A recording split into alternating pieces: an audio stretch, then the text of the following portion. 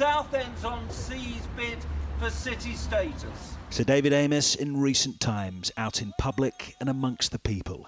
There's admiration on show for this dedicated MP.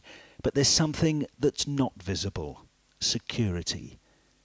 Openness is central to our democracy, but it allowed Friday's attack to be carried out more easily. With new security measures being urgently discussed, it has underlined the dangers our MPs face, whether they're on the backbenches or in the cabinet. I've had, in the last 2 years, 3 threats to life or limb. I know exactly how that feels. And I think it's particularly challenging and difficult for female MPs. I know colleagues of mine who have come off Twitter because of the abuse they get. And I think some MPs feel particularly vulnerable. I want us all to feel confident in doing our job. And I do not want to see the terrorists win. In 2015 to 16, the amount spent on MP security was £171,000.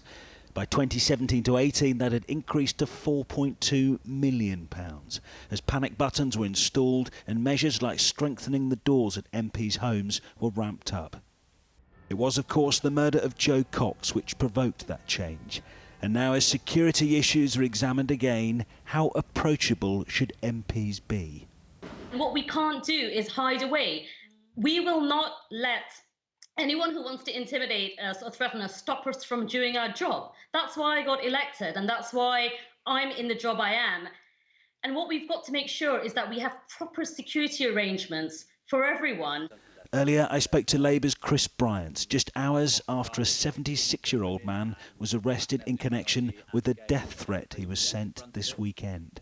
I've had people turning up at my house. I've had one guy who was going to, if I ever knocked on his door, he was going to beat the living daylights out of me, and so on and so on. And you do have to take action, sometimes if only to protect your family and your friends and your staff. Protecting our public servants. As the loss of Sir David is marked, the dangers all his colleagues face are now in sharp focus. Let's hear more from Julian now. He joins us from Scotland Yard. Julian, first, what's the latest on the police investigation?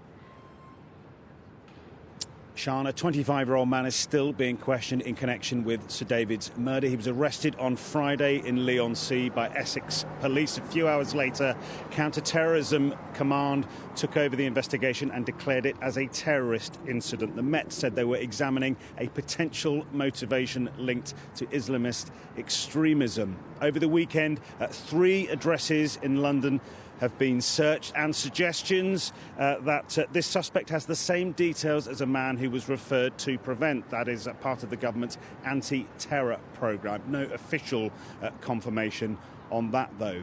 He's being held under the Terrorism Act, and that means police have until Friday to question him.